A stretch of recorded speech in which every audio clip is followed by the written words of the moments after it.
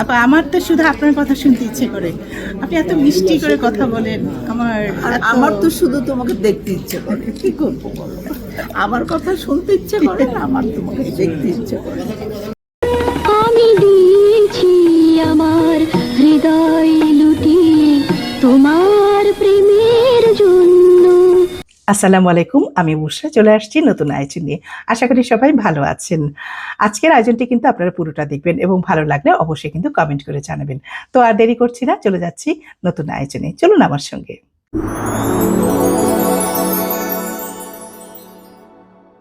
তুমি কানে কানে বলো না, ও গো লাজুক লাজুক কন্যা, ওই ডাগর ডাগর চোখে।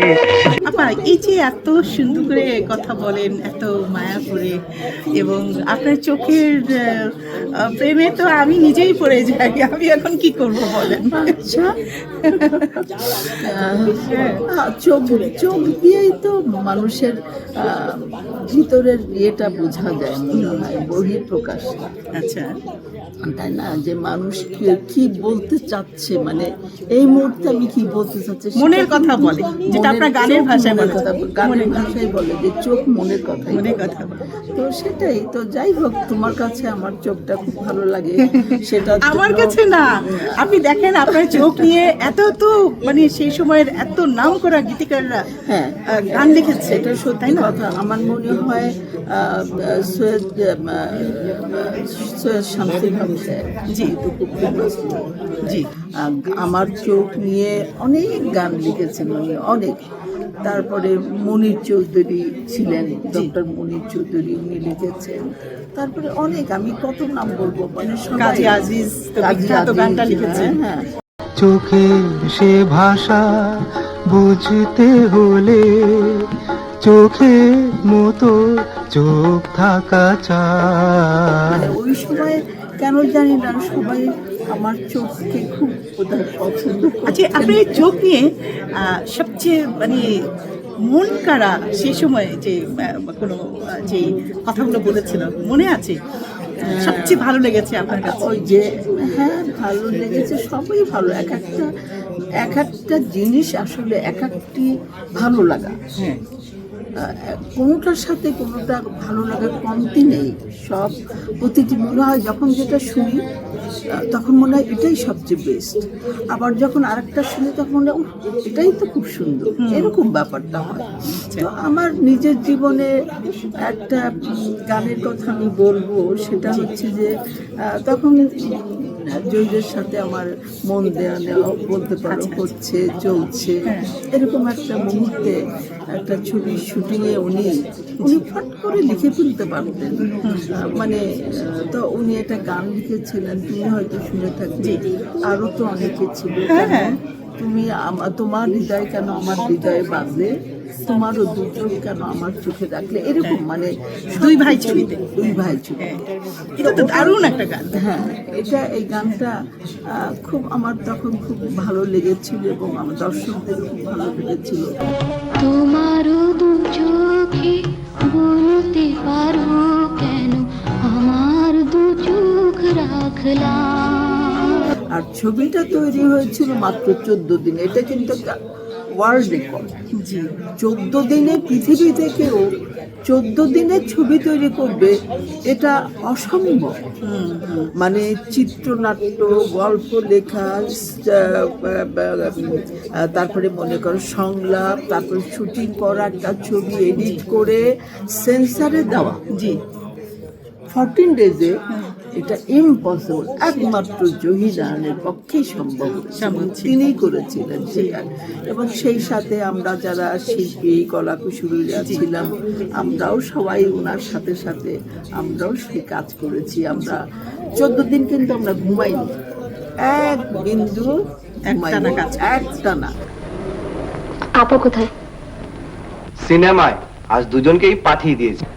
ও, তাহলে আমি চলি। কেন কেন? এত বড় বাড়িতে শুধু তুমি আর আমি, কেউ দেখলে বলবে কি? যা খুশি বলো। ইস, আপনার চোখের মেকআপ কি স্পেশাল ভাবে করা হতো? না, কোনো কিছু না। এবং সবচেয়ে মজার ব্যাপার, চোখটার মধ্যে মানে এখনো হয়, তখনও ছিল মাস্কারা লাগানো। আচ্ছা, চোখে মাস্কারা, পাপড়িতে যে মাস্কারা, চোখটাকে আরো সুন্দর করার জন্য। আচ্ছা, কিন্তু আমি কোনোদিন মাস্কারা লাগাইনি, তাই? কোনোদিন না, না কোনোদিন না। আর আমার মেকআপের সরঞ্জাম ছিল কি জানো, ওই কাজল। কোহিনূর কেমিক্যাল কোম্পানি, হ্যাঁ, এখনো আছে। আচ্ছা আচ্ছা। এটার আইব্রো পেন্সিল, কাজল? এটা দুই তিনটা শেডের লিপস্টিক, এই আমি বলবো। অন্যগুলা এই যে যেটা মেকআপ ম্যানরা করে, যে নাকটা অনেক সময় কারণ নাকে হয়তো শেড দেখলো নাকটাকে আরো শার্প করে, আবার হয়তো ফেসে কিছু জায়গায় অনেক টুকিটাকি কাজ করতেই হয়। মেকআপ মানে তো সেটা। তো আমাদের ওরকম কিছু করতে হয়নি। মানে আসলে তখনকার নায়িকারা যারা ছিলেন, আমার মনে হয় তাদের সবারই রিয়েল সুন্দরী ছিলেন আপনারা সত্যিকারের সুন্দরী ছিলেন। নায়িকা হবার মতন চেহারা ছিল একদম। এবং এখন যেমন, এবং তখন কিন্তু নায়িকা হওয়ার মতো ব্যাপার ছিল না, না। সে একেবারে আমি বলবো যে বিয়ের কন্যা দেখার মতো, হ্যাঁ, আপাত মস্তক জি, দেখা এবং ভালো কি মন্দ এই পরীক্ষা নিরীক্ষা দিয়ে, শুধু এটা না, চেহারার পরীক্ষা, কণ্ঠস্বরের পরীক্ষা, মানে কি বলবো, এভরিথিং, সব কিছু পরীক্ষা তারপর একজন নায়িকা হতে। আপাই, এখনকার যুগে এত প্লাস্টিক সার্জারি, এত বোটক্স, এত পার্লার, এত কিছু করে এখনকার নায়িকারা আপনাদের সময়ের ধারে কাছেও আসতে পারে না। এটা আমি বলবো, এটা তাদের জন্য লজ্জাজনক, তাই না? না, ওরা অনেক সুন্দর, এখন মেকআপের কত উন্নতি। অথচ আপনারা কত রিয়েল সুন্দরী মাঝে মাঝে ছিলেন। তখন মানে পরবর্তীকালে এখনো মাঝে মাঝে মনে হয়, হারে ওই সময় যদি এরকম সুন্দর সুন্দর মেকআপ পার্লারে যে সবাই করে, যে একদম চেহারা কি সুন্দর লাগে, একদম এরকম যদি ওই বয়সে থাকতো তাহলে কত রকম ড্রেস পরতাম, কত রকম সাজ করতাম, এরকম মনে হয়। আবার ভাবে যে দেখো, আল্লাহর দেওয়া যে জিনিস, আল্লাহ প্রদত্ত, মানে আল্লাহ যা দিয়েছেন এখন চেহারা, সেটার থেকে যতই তুমি সার্জারি করো আর যতই সাজবার করো, খোদার দেওয়া জিনিসটা এত সুন্দর হয়, তুমি বুঝে শুনে। এই জন্য আসলে এখন সোশ্যাল মিডিয়াতে সবাই একটা কথাই বলে যে আমাদের সোনালী সময়ের নায়িকারা, এই যে আপনার কথা বিশেষ করে আসে, তো তাদের যে সৌন্দর্য, এখনকার যারা প্লাস্টিক সার্জারি করছে, এটা তাদের ধারে কাছেও, তারা তো ধারে কাছে নেই। এটা আসলে তুমি অমন করে বলো না, তাহলে হয়তো না, এটা সত্যি কথা। নায়িকারা কষ্ট পেতে পারে না, না, কষ্ট না, তাদের জানা উচিত যে রিয়েল বিউটিটা কি জিনিস, তাই না? সে কথা বলেছি আভাসী ইঙ্গিতে, সে কথা বলেছি আভাসী ইঙ্গিতে, বোঝাতে পারিনি তা নাও বুঝে নাও, না না না বলবো না, নাও বুঝে নাও। এখনো আপনি এত বছর আগে ছবি করেছেন, প্রায় 40-45 বছর তো হবেই না? তো দেখেন আপনি সেই সুচন্দা এখনো, মানে আমার কাছে তো একই রকম লাগছে, সেই চোখ, সেই নাক, সেই হাসি। চঞ্চল এক গানের পাখি হঠাৎ করে সোনার খাঁচা বন্ধু হয়ে গেল। হ্যাঁ, এত বছর আগের একটা আমাদের মানে কালজয়ী গান, একি সোনার আলো জীবন ভরিয়ে দিলে, জীবনটা কি সত্যি ভরে গেছিল আপনার? ভরে গেছে এত বছর পর, কি মনে হয়? হ্যাঁ, আমি বলবো যা পেয়েছি সেইটুকুতেই খুশি আমার। তাহলে সত্যিই তো সেই গানের ভাষায় বলা যায় যে আমি সত্যি কি সোনার আলো পেলাম, ভরে গেছে। কি পেলাম আর কি পেলাম না, এই হিসাব নিকাশ আমি করি না। আমি যা পাইনি সেটা পাইনি, আর যা পেয়েছি সেটাই আমার হিসাব। আমি দিয়েছি আমার হৃদয় লুটিয়ে তোমার প্রেমের জন্য, তবু বন্ধু কাছে থেকো, কাছে থেকো। তখনকার চলচ্চিত্র, একটা কথাই আছে, এটা আমাদের সবাই বলে, চলচ্চিত্রের লোকরা শুধু বলে না, দর্শকরাও বলেন, হ্যাঁ, যে সোনালী দিনের চলচ্চিত্র, একদম স্বর্ণযুগের চলচ্চিত্র। স্বর্ণযুগের চলচ্চিত্র।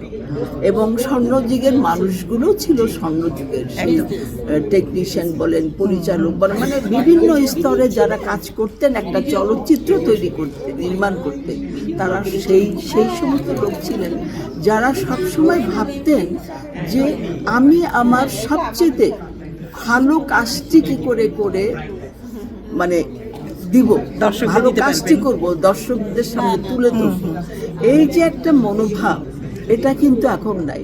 এখন এটা আমি বলতে চাই না, মানে এখন সবাই একটু মনে হয় যে একটু অন্যরকম ভাবে চিন্তা করে, যে প্রথমে একটু টাকা পয়সা, গাড়ি বাড়ি, আমরা প্রথমে এটা বৈষয়িক ওটা, চিন্তা শুরু করে দেয়। বৈষয়িক চিন্তা ভাবনাটাই প্রথমে মাথায় আসে। কিন্তু আমাদের মাথা, আমি আমার ব্যক্তিগত কথা বলতে পারি যে কখনো একবারের জন্য ভুলেও আমার মাথায় আসে নাই। আপনার মাঝে মাঝে আপনাদের 3 বোনকে দেখা যায় প্রায় সময় ঘুরে বেড়াতে, মানে একটু সময় পেলে, এটা ভীষণ আমাদেরকে আনন্দ দেয়, এটা ভীষণ ভালো লাগে। এটা আজকের ব্যাপার না, মানে এই যে আমরা 3 বোন, মানে জি। হয়েছে কি আমরা 3 বোন, বিশেষ করে আমি আমার কথা বলতে পারি, মানে আমরা 3 বোনই বলবো যে আমরা প্রকৃতিকে ভালোবাসি। জি।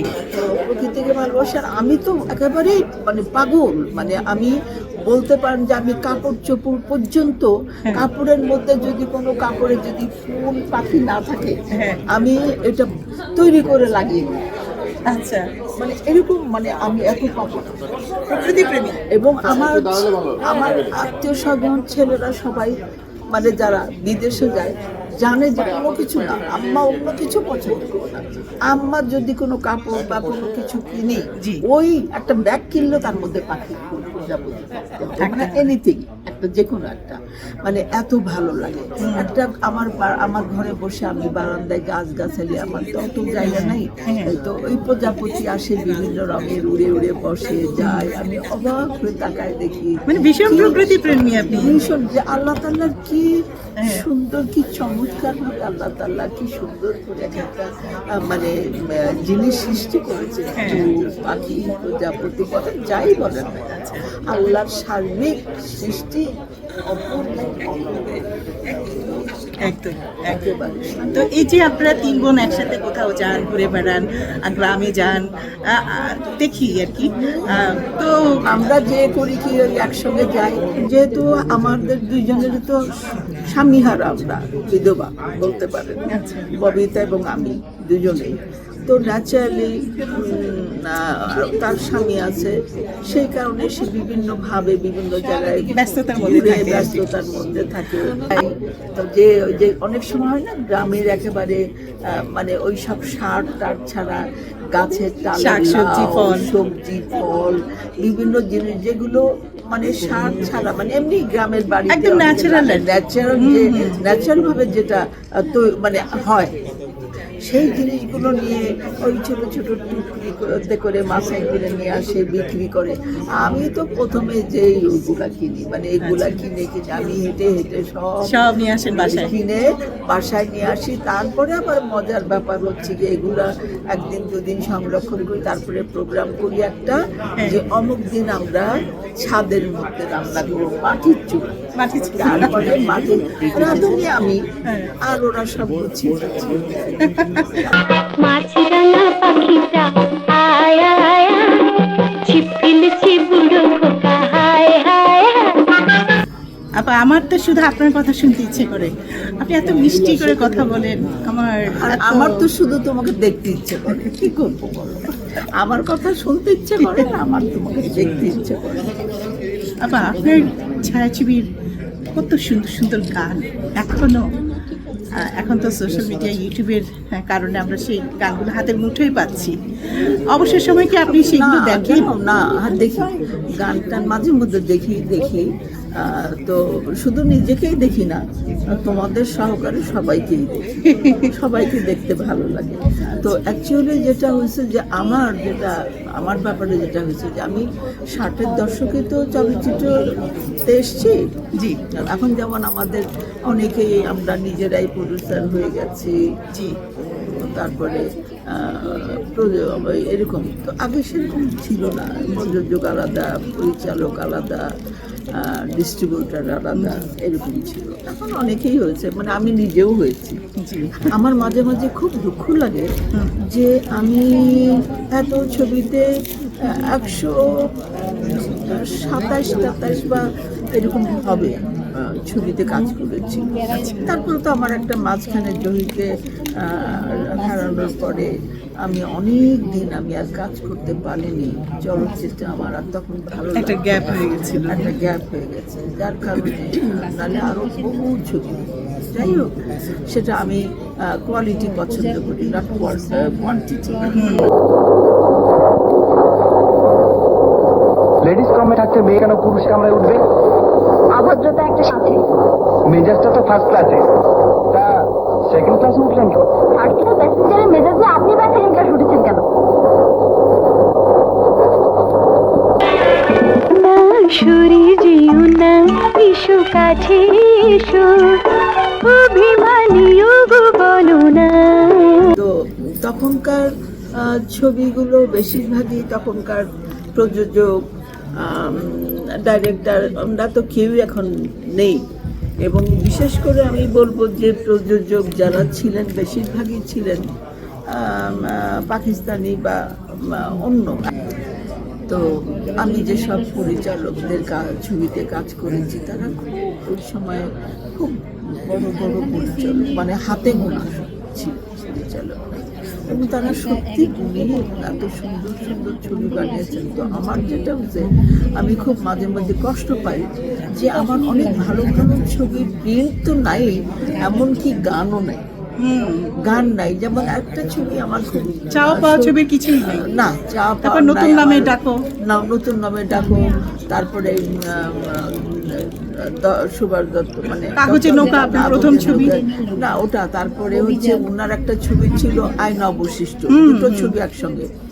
তো আয়না ছবিতে একটা গান ছিল বোধহয় খুব আমার যার ছায়া পড়েছে মনেরও যার আয়নাতে। ছায়া পড়েছে মনেরও আয়নাতে, সে কি তুমি নাও ওগো ওগো তুমি তুমি নাও। নাও, হ্যাঁ। এই গানটা আজিমকে নিয়ে, আজিমের ছবি নিয়ে গানটা গিয়েছিল।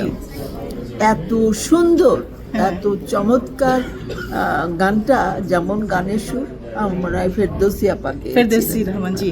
আপা একটু দুটো লাইন শুনবো আপনার মুখে। না না, এখন আর আজকে তো আমার এত লিপসিং করেছেন। না না না, একটু ও শোনান হবে না না, আপা। না না, ও হবে না, ও হবে না, না না, ওগুলো হবে না ভাই, হবে, হবে। ওগুলো হবে না। এমনি আসি তোমাদের কাছে ভালো ভালোই থাকি, ছায়া পড়েছে হ্যাঁ। মনেরও আর আমার গলা তো আয়নাতে। যা সুন্দর গান। হ্যাঁ। আপা আপনি অনেক ভাগ্যবতী বলবো যে হ্যাঁ।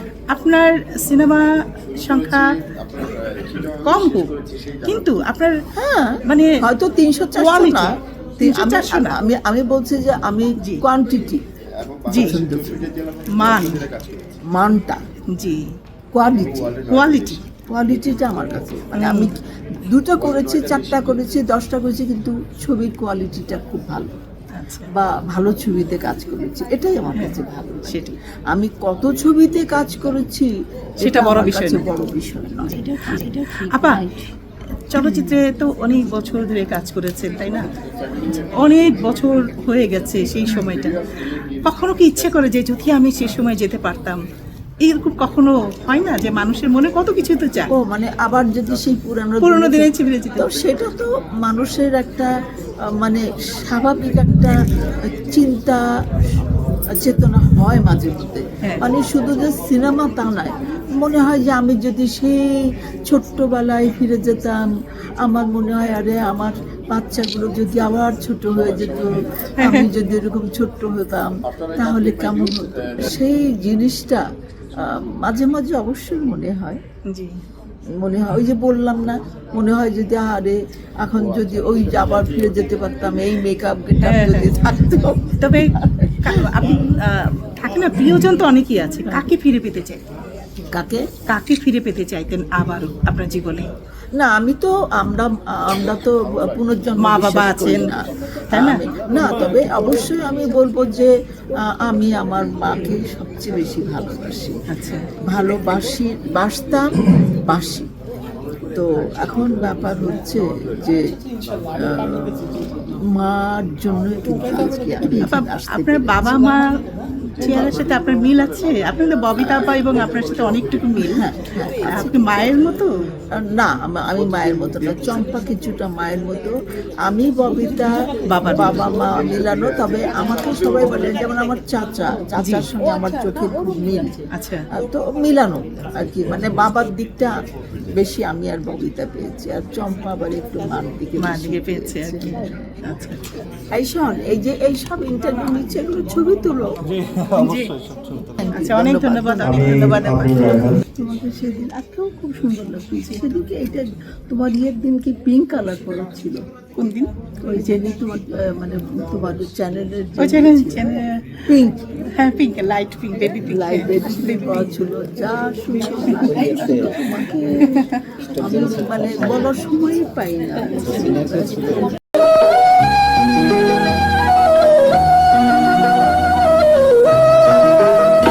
কি সোনার আলোয় জীবন ভরিয়ে দিলে।